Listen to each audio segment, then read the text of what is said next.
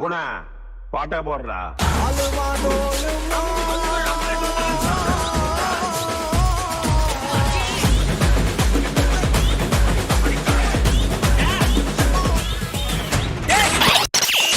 போல் வந்தாலும் last soul அசைடை கையறுக்கும் போது உங்கள் இதயத்தை துடிக்கும் அதிர்ச்சி அனுபவத்தை உணரலாம்.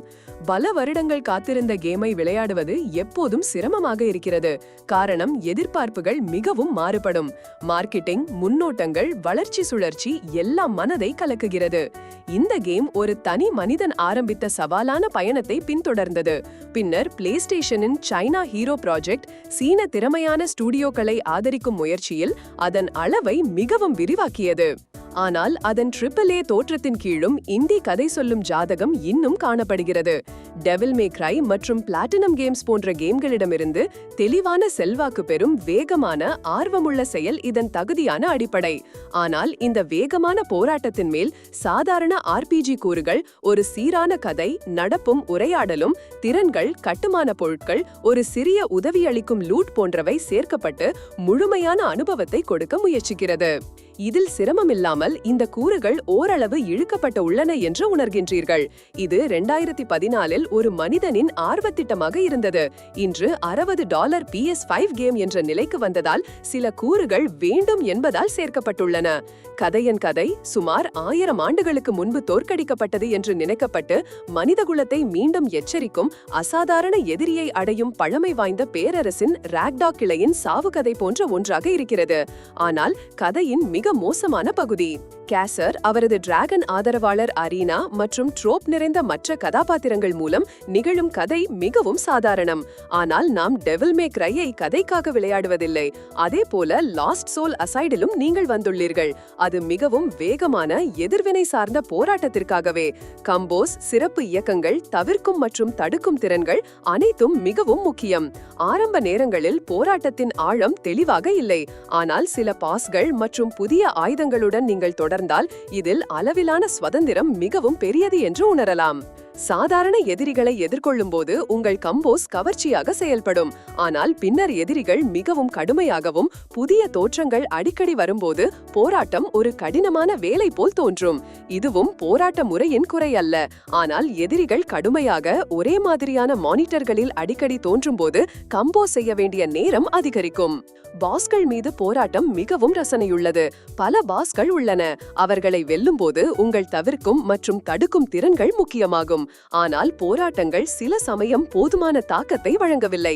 கேசரின் சுறுசுறுப்பு போர் சில தாக்கங்கள் சரியாக தாக்கப்படாத போது குறைக்கப்படுகிறது. இது இண்டி ரூட்டுகளை நினைவுபடுத்துகிறது. அனிமேஷன்கள், காட்சிகள், சுற்றுப்புறங்கள் நல்லவையாக தோன்றுகின்றன. ஆனால் ஆடியோ மற்றும் கதை கூறுதல் சில சமயங்களில் சீரற்றது. கதை சோர்வு அளிக்கிறது. கேசர் மிகவும் சாதாரணம். அவரது டிஃபால்ட் உடை மிகவும் சாதாரணம். ஆயுதங்கள், சூழலுடன் தொடர்பு கொள்ளும் பாஸ்கள் சிறப்பாக உள்ளன. இது ஒரு சற்று ஆழமான போராட்டத்தை உருவாக்குகிறது. கேம் மிக நீளமான RPG அல்ல, சுமார் 20 மணி நேரங்கள் மட்டுமே. ஆனால் போராட்டம் மிகவும் சுவாரஸ்யமாக இருக்கிறது, குறிப்பாக பாஸ்கள் மீது. ஆனால் சாதாரண எதிரிகள் மிகவும் சுலபமாக உள்ளதால் போராட்டத்தில் சற்று தாழ்வு உணரப்படுகிறது. எனினும் லாஸ்ட் சோல் அசைட் ஒரு இரட்டை முகம் கொண்டது. ஒரு பக்கத்தில் அற்புதமான செயல் மற்றும் சுவாரஸ்யமான போராட்டம், மற்ற பக்கத்தில் கடுமையான கதை, குறைவான கதாபாத்திரங்கள் மற்றும் மறக்கக்கூடிய உலகம். இந்தி தோற்றம், AAA விலை, கதை சோம்பல், சில தொழில்நுட்ப குறைபாடுகள் அனைத்தும் சேர்ந்து கேம் உணர்வுகளை கலக்குகிறது. நான் 6 முதல் 7.10 தழுவேன். ஆனால் இதன் போர், கம்போஸ் மற்றும் சில திறமைகள் சற்று மேம்பட்டிருந்தால் இது மிகப்பெரிய அனுபவமாக மாறியிருக்கும். இது சின்னது எனில் கேரக்டர் ஆக்ஷன் கேம் ரசிகர்களுக்கு பரிந்துரைக்கலாம். ஆனால் விற்பனை விலையில் வாங்க சொல்லுவேன். இது லாஸ்ட் சோல் அசைடின் பயணம். 2014இல் ஒரு மனிதனின் கனவு இன்று ஒரு பலருடைய அணியுடன். ஆனால் அதே ஆர்வத்தை முழுமையாக கையாளவில்லை.